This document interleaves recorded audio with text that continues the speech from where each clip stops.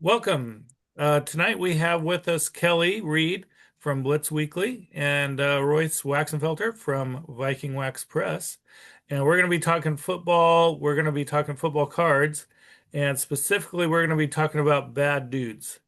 Not like criminals, but like guys you'd want on your side in a fight. Like tough guys, rough guys, guys that look just like they can give somebody the business, you know. Um, so any things from your week before we jump into the topic, guys?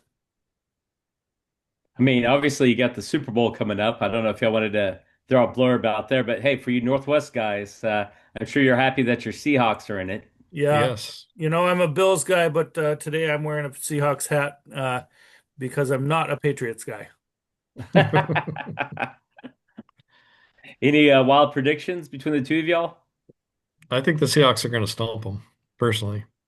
I Yeah. think the record that the Patriots had, they got through a bunch of weak teams. The one good team they beat was the Bills.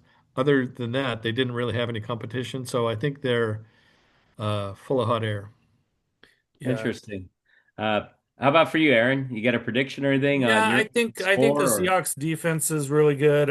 I also think the Patriots, had no Bo Nix against the Broncos, and they kind of got lucky with their pull of who they played. And I mean, they're good, but I don't think they're great. And I think, you know, they kind of got the luck of the draw and didn't have I to actually think they're going to be better best. next year and the year. I think they're kind of at their ground level and going to rise. Yeah. So I'd be worried more about next year and the year after that, Yeah. if you're in the personally. AFC East, you're saying? Yes, like the Bills. Okay. We'll see. Well, We'll see. I'm going to Yeah. throw out the wild score prediction of Seahawks win. I'm going with my heart, 24-20. I Okay. think it's Oh, close towards that's the end, close. and Sam Darnold somehow he's lucked his way into it. I think he lucks one more time and pulls out the big dub. Cool. Yeah, I Nice. think it's a fun story with Yeah. Darnold. So, yeah, AFC and AFC East New York Jets kid, right? yeah, and people kind of tossing him to the side, and then here he is, um, Well, like I said, so, that's way too early prediction. So, Aaron, let's rock and roll, man. Let's get into this okay, bad boys of the NFL. cool. So I first got a vintage guy. This is Chuck Bednarik. They Yeah. called him Concrete Charlie. And he was just tough as nails. He played both ways, center full time, linebacker full time, all pro both, and then he also was their kicker, Hmm. which I learned on the back of this card. But yeah, can you imagine a guy now being playing full time offense, full time defense, and kicking the ball? Um, you know, Basically three jobs on an NFL roster nowadays, and he's a little bit famous for knocking down Y.A. Tittle and standing above him, and uh, you know, pretty tough hit, and there were not the like quarterback rules back then, and so he you could just lay somebody out, and so um, he did, and he was considered one of the hardest hitters. Have you ever seen pictures of his fingers? Yeah, they're all gnarly and Yeah, beat up, they're and every different They're way, and mangled, and yeah, yeah, exactly. yeah, yeah. Just looking at those hands, you know he had to be tough to fight through all that and play through yeah, that. yeah. And he got a title with the Eagles, right? Back in, was it 62? I think 1960. 60? I Okay. believe so. Yeah, yeah, yeah. But how Well, about you, Kelly? Who was your first? I'm leading off with a guy that tormented my Dallas Cowboys for it feels like forever and a day. One Jack Lambert. Yeah. Nice. He's number five on my list. The Kent State was it Golden Flash? He even has an award named after him at Kent State for the most improved member of the defense each year. So Hmm. that certainly adds to his lore. Um, let's see what else I got for you. Apparently, his college teammates were one Nick Saban Hmm. Oh, and really? Gary Pinkel. Both went on to coach in college football. Okay. And yeah, obviously, and Saban had a little stint with the Dolphins, I think, at one point in the like early aughts. Hmm. Um, but yeah, getting back to the Jack Lambert stuff, I think that what kind of sets the tone is his Super Bowl 10 um, confrontation of one Dallas Cowboy Cliff Harris, who was like taunting the Steelers kicker Roy Gorella, and apparently Lambert took offense to this and slammed Cliff Harris to the turf at halftime there as they were trotting off the field, and the Steelers turned it around. We know they won the game. Uh, probably set the that mark of intimidation for him. Um, one of the other things I had heard was the Steelers. They only have like three like officially retired numbers Hmm. for I think it's like Franco Harris, Mean Joe Green, and then one of the old school guys that's like really famous in their history. I'm not a big Steelers fan, but Lambert apparently had words with the equipment manager saying like my number is not to be issued again. And Hmm. apparently there's a miscommunication because Lambert had an altercation apparently with said equipment manager, but no one's ever worn his number since. So I guess he set the tone there. Lastly, I was going to say when your nickname's like what was it, Dracula and Cleats? Oh You yeah. know, that's pretty good. And then his quote. Did y'all ever hear the story about him and Randy Gradishar of the Broncos?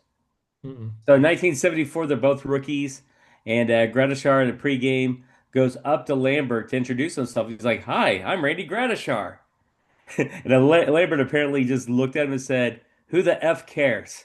So I figure that's pretty bad whenever you're throwing the uncensored version on the football field. Yeah. Wow. But yeah, man, his hits, his tackles, that look, missing some teeth, Yeah. definitely an intimidating guy and a bad dude in the NFL. Yeah. Nice. Good choice. He was definitely one of the guys that I had on my list, but I luckily I chose not to do him. I figured one of you guys would certainly do Jack Lambert. So This yeah, guy. nice, good pick. Well, who do you have for your number five on baddest men of the NFL, sir? So I've got this guy, and this is the back of a card. Here's the front of the card. It's a foil one, so it's hard to see, but that's John Randall.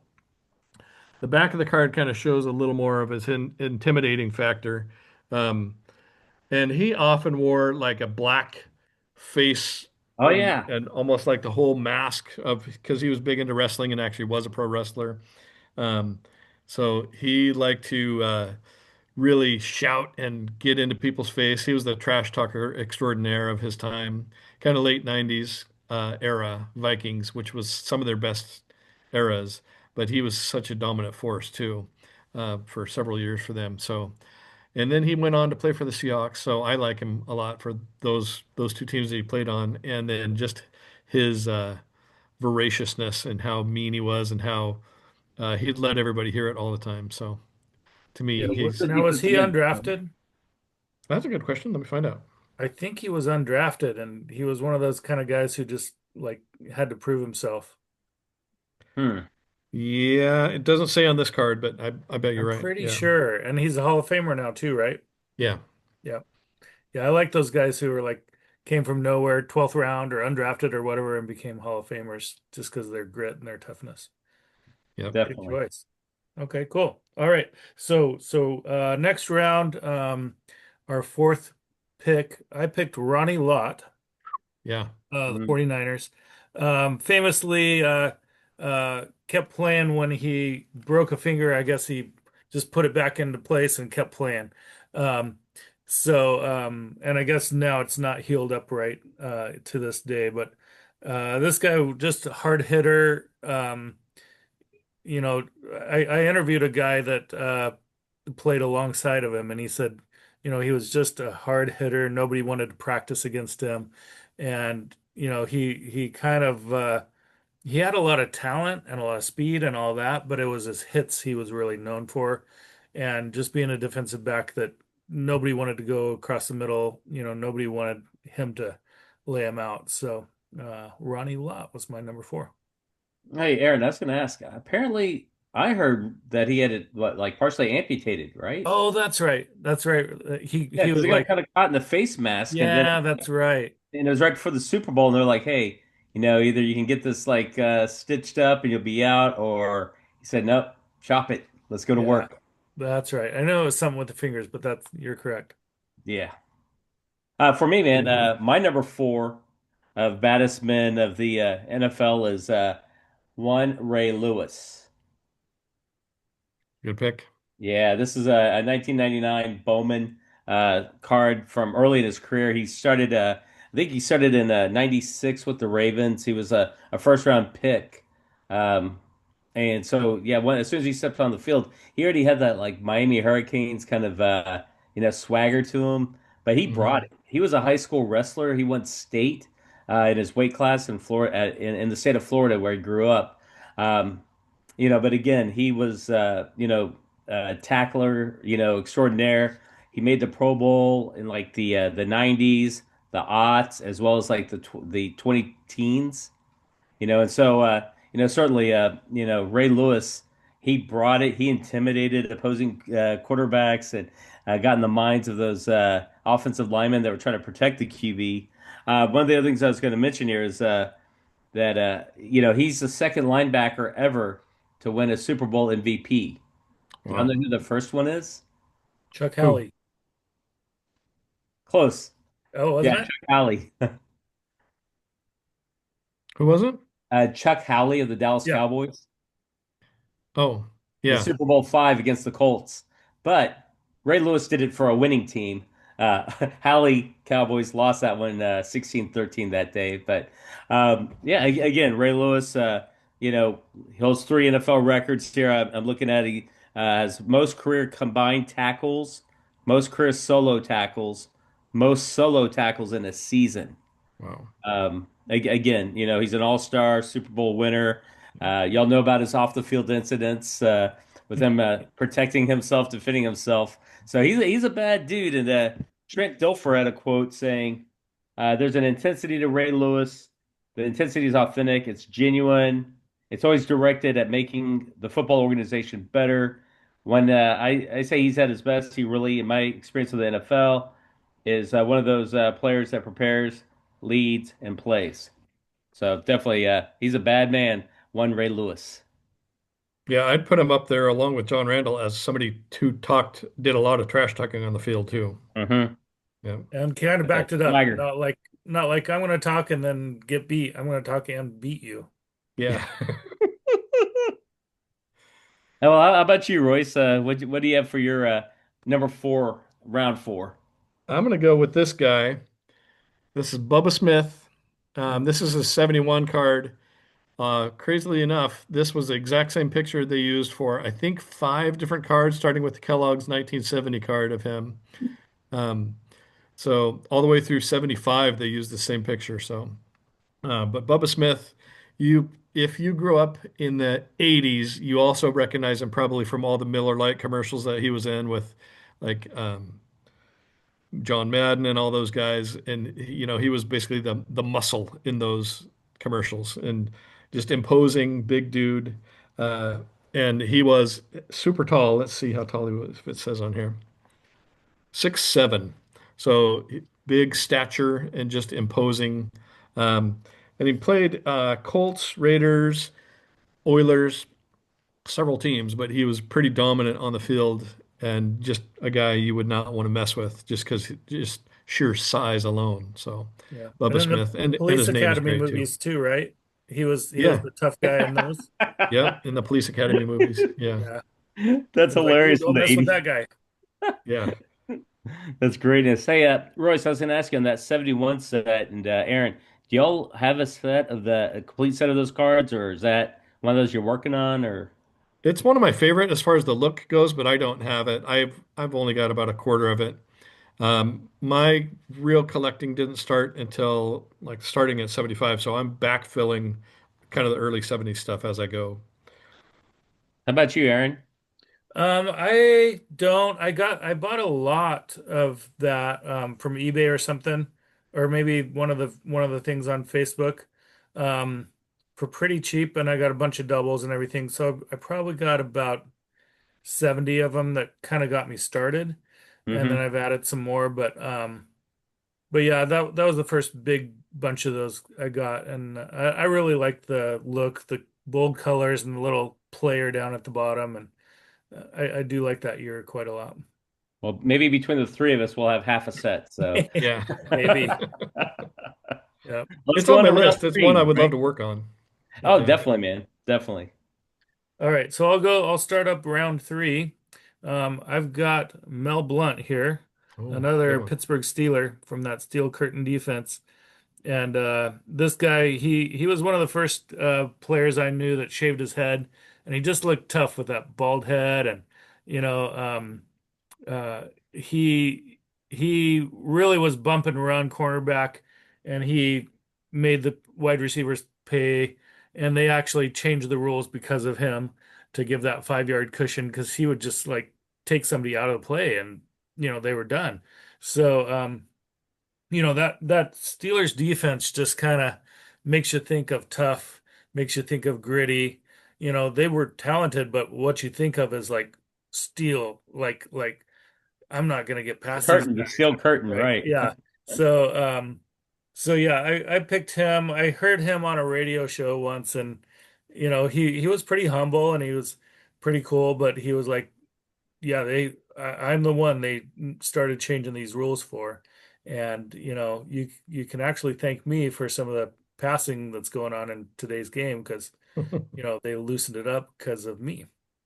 Oh So man, yeah, as a wide receiver in the 60s, 70s, even like early 80s, going across the middle, man, that is like no yeah. man's land. Right. Yep. Well, for me, man, my number three is I'm going with the defensive lineman. So I'm sure Royce and you will appreciate this. He's Oh yeah, one Deacon Jones, Nice. absolutely. That's and cool. he's So that's an auto card, huh? oh Autograph. yeah, I got this like back in the early aughts when I before I kind of dipped out of collecting cards. Life got in the way with like a house and marriage and kids.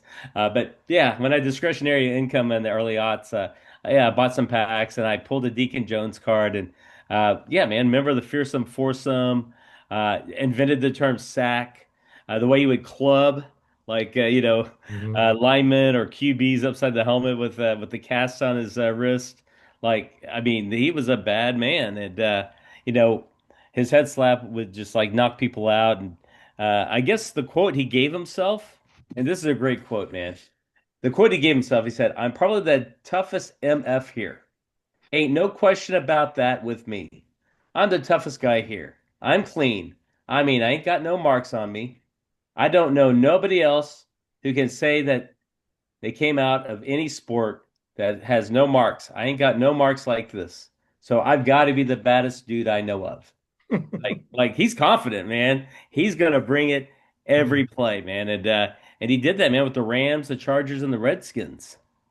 Yeah, some Cool. defenses that were tough. Yeah, Mm-hmm. yeah, that's a pretty good one. Well, Okay, Royce, how so about you, man? for me, I'm going along those lines, but not quite at that level. But still, Coy Bacon for me was one of the tougher guys of his era. And this is for him for the Redskins, but he bumped around a lot from the Bengals and in the 70s and stuff. But he always uh, really looked fierce and played fierce. Um, and then I also like him because he ended up playing for the Washington Federals in the USFL, and I'm a big USFL guy. So Coy Bacon, um, he started out in the Continental Football League in 1968. So pretty cool. In fact, I'll get more on that later. But oh, side note, did you guys see that Jerry Glanville got hired as the defensive coordinator for the San Antonio Toros Uh, of the Continental Football League? That's a uh, name from the past. Yeah. Yeah, He's he who 84 turned years the old. Oh NFL wow. like the no fun league. That Jerry Glanville. Yeah. Yeah, yeah. So he's 84. He's 84 and going to be a defensive coordinator. But when Wow. he did an interview and he sounds just like super sharp and ready to Oh go. really? Wow. So yeah, it's Cool. pretty Hey, exciting. Royce, I was going to mention on the Coy Bacon card.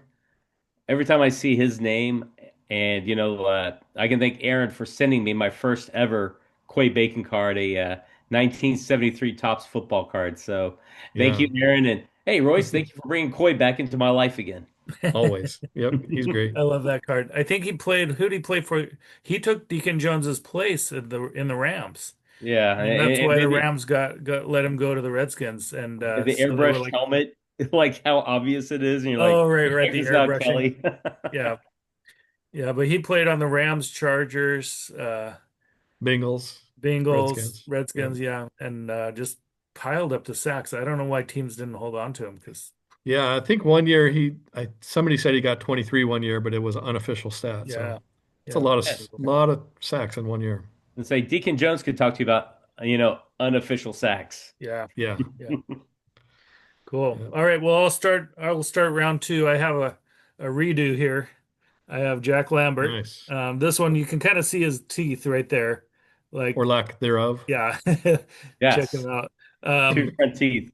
But yeah, he was tough and an all pro, and just that enforcer in the middle of that steel curtain defense. Um, kind of a guy who called the defensive plays and just set the tone for their nastiness. And I just remember growing up, if you think of like a tough football player in the 70s and 80s, you thought of Jack Lambert. So he's kind of my first, growing up, my first introduction to like a tough bad dude. Yeah. I already spoke on him, so you know how I think and how I feel. Yep. Well, I guess I'll move on to my number two of my top five. Number two for me is one Richard Marvin Butkus. Oh, there Oh, you go. nice. Yep. That's a good And I one. think, yeah, this picture on this card kind of, you know, it showcases his talents of breaking through the line and getting after the QB. And, he was a run enforcer. He could stop it. Again, try to run over the middle across him.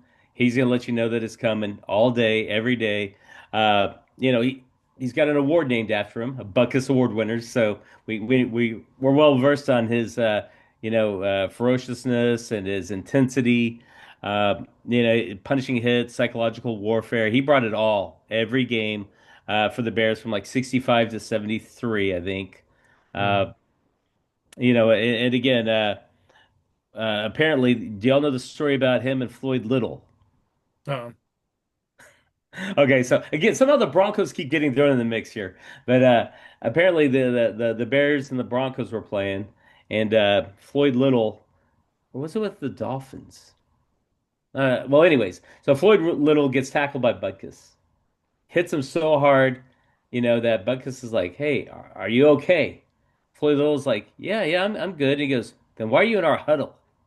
So I mean, he just knocked like the daylights out of this guy, man. And Floyd Little had no idea where he was at, man. That's funny. The big quote on Dick Butkus that I pulled was, and this is from Deacon Jones.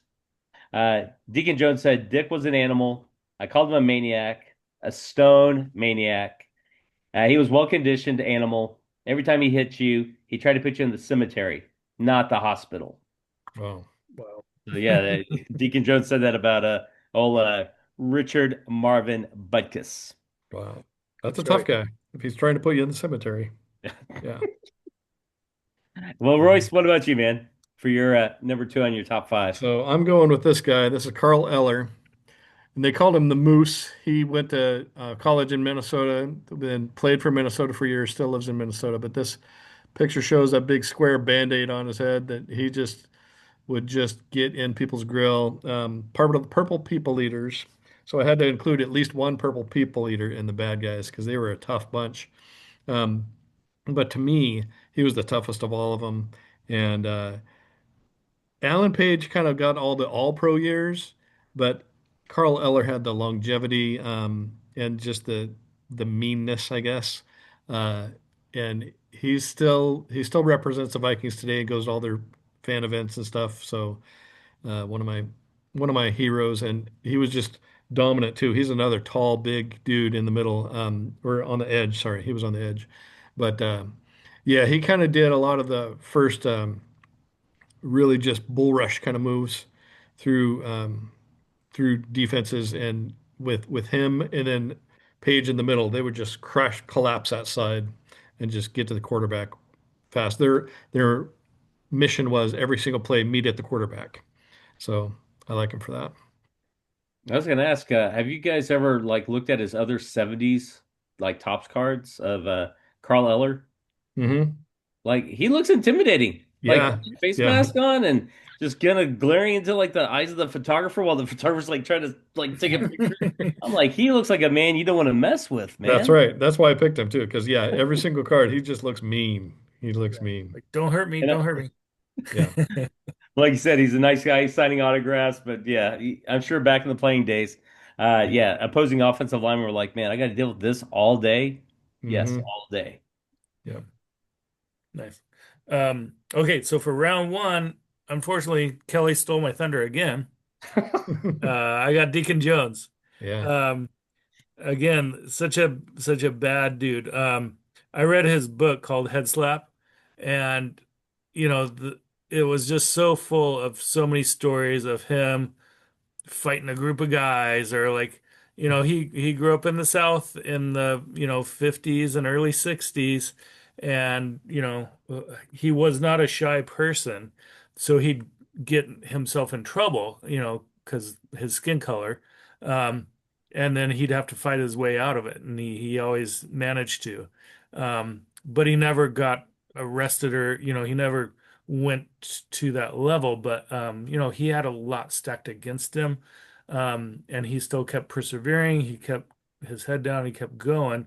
And then he was pretty outspoken too, later on.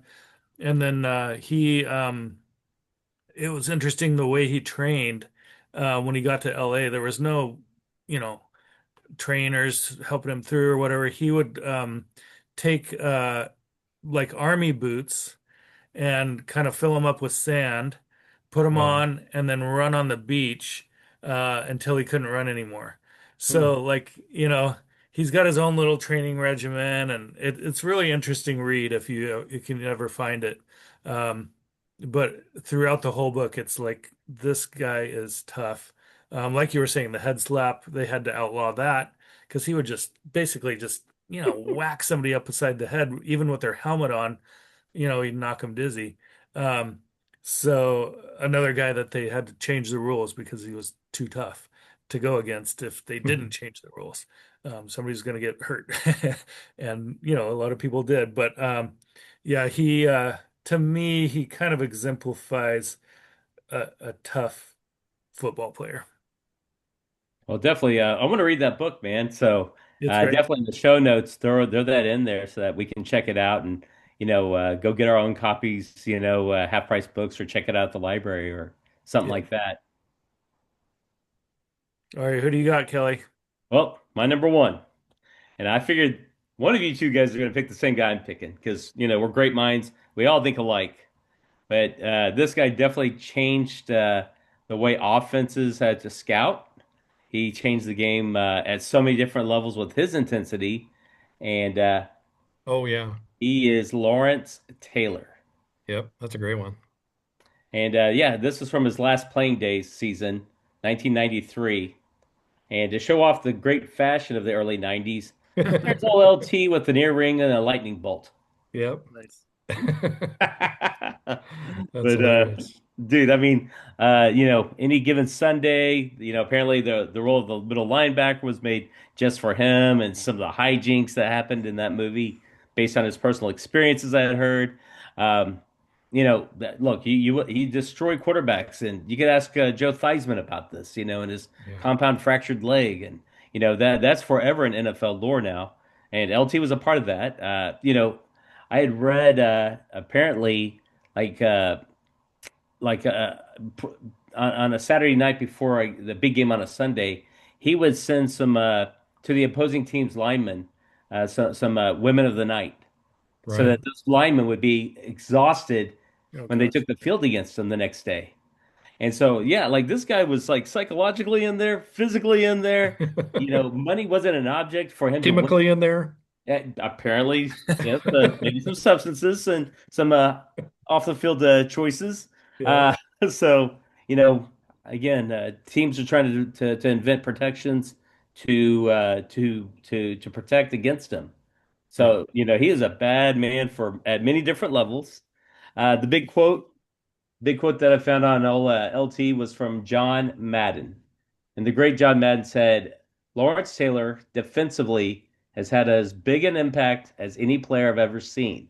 He changed the way defense is played, the way pass rushing is played, the way linebackers play, and the way offenses block linebackers. And John Madden says that about you. I hold that in high esteem. Absolutely. Nice. Okay, my All right, last drum roll, one. right? All right, Yeah. Royce. Last but not least.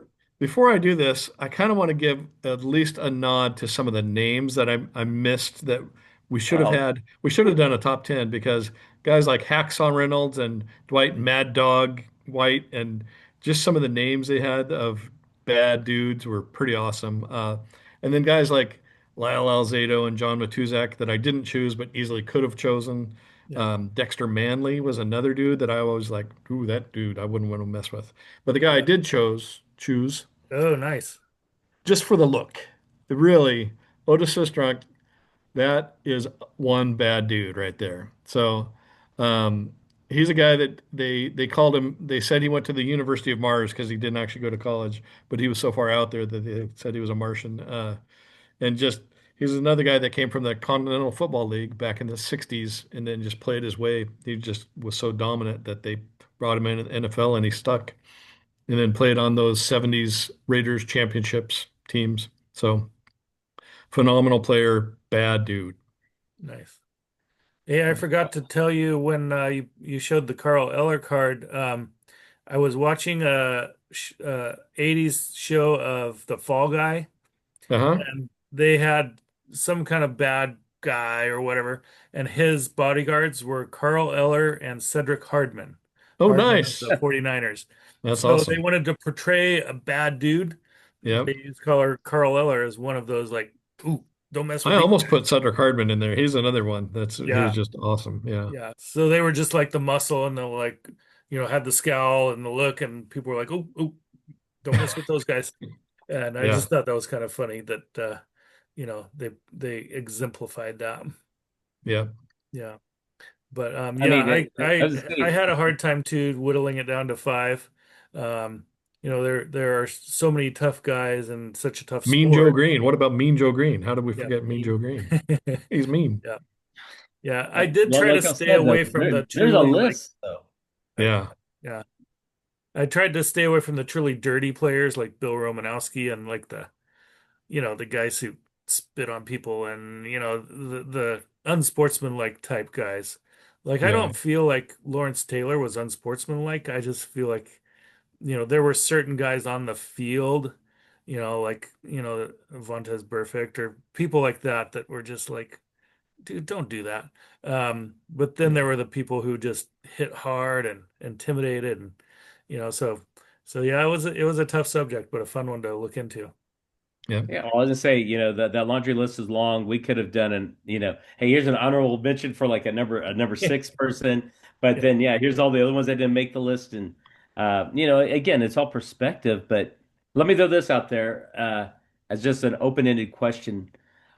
Do you think that when we look at these great players, these bad men of the NFL, most of them came from like the 60s or 70s? Why is that? Do we reflect and go glorify that kind of, Mhm. intensity that they brought and the lore and the legend, or is the NFL with all the rules now just not as hard hitting as it once was?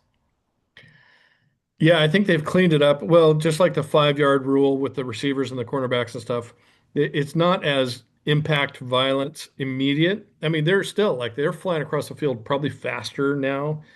And when you do get hit, I'm sure it hits as hard, but there's that separation aspect they've added to the game that allows it not to be as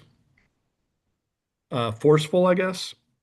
Um, because it used to be, and you used to be able to literally knock people in. And like I saw an interview with Phil Villapiano, who had basically his trainer basically mold a club out of like a cast, and so he would try to pop their head off or pop their helmet off and then club them with the other hand.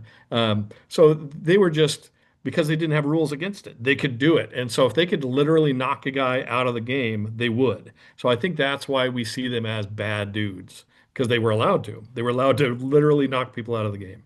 Yeah, I think another part that kind of like makes it stick out in my mind is the lack of like all these like protein powders and all. They were doing it just like, I grew up on a farm and I threw hay around, or they were doing it without all the technology. Even their uniforms, they might have a one bar face mask, or they just did it without all the extras that players now have.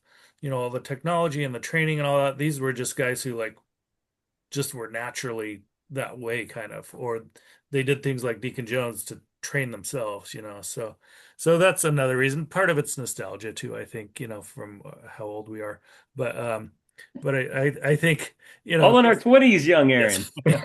But I think We're some of it is well-read just, men.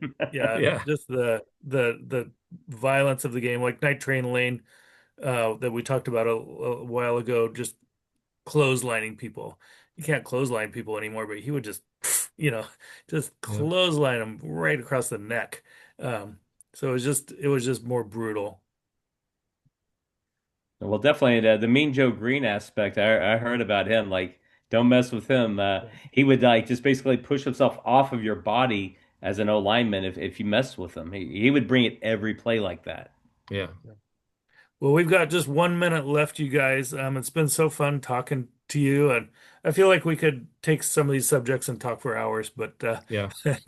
um, any closing thoughts in our final 58 seconds here? And thank Nope. you guys. All right. Yeah, this was great.